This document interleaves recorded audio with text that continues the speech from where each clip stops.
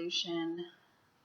This series is about how we can evolve spiritually to really tap into our highest potential to fulfill on what we are meant to be doing here and what we were destined to really accomplish. Many people can lump in spiritual evolution into religious doctrines or ways of connecting with God. And though those are beautiful in their own ways, they sometimes fail to fully connect within ourselves and to within our own power. And the reason why is because a lot of different religious practices focus on entities outside of ourselves as a power source.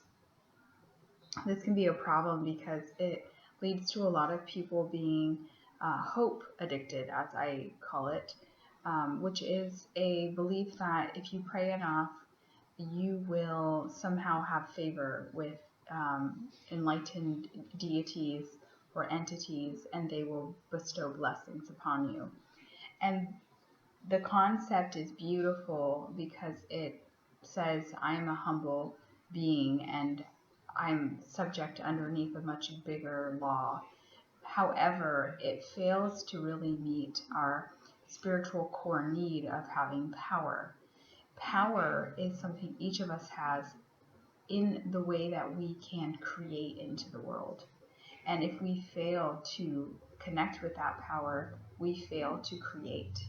We fail to bring forth what is unique and what is distinctly our skill sets into the world. And essentially, we rob other people of our light. And the world around us, though in many ways it wants you to succeed, it really only rewards you when you are shining that bright light and stepping into your power and into your truth. It's a bit sad to say, but those who express what's internally driving that fuel, that light, those are the ones who are rewarded. Despite any challenges, despite any issues that arise for them, they're able to exert that power and rise above it and essentially benefit.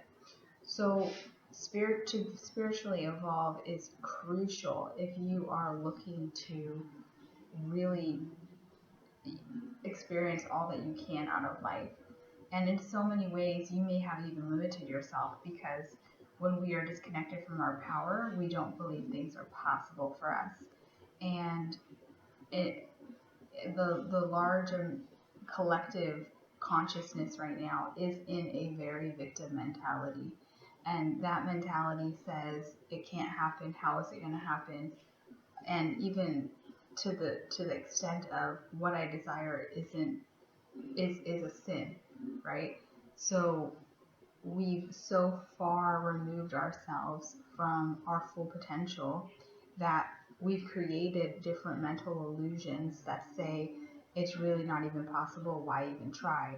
And that's where the soul stops evolving.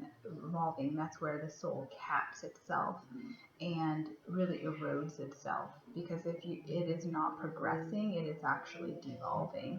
There's not really like a standstill within your soul. And then ultimately, of course, if you devolve far enough and you are so far disconnected from that inner light and inner power, you can become suicidal, you can exit this world entirely. Or you can subject yourself to different behaviors that cause you to exit this world before your truly highest intended time.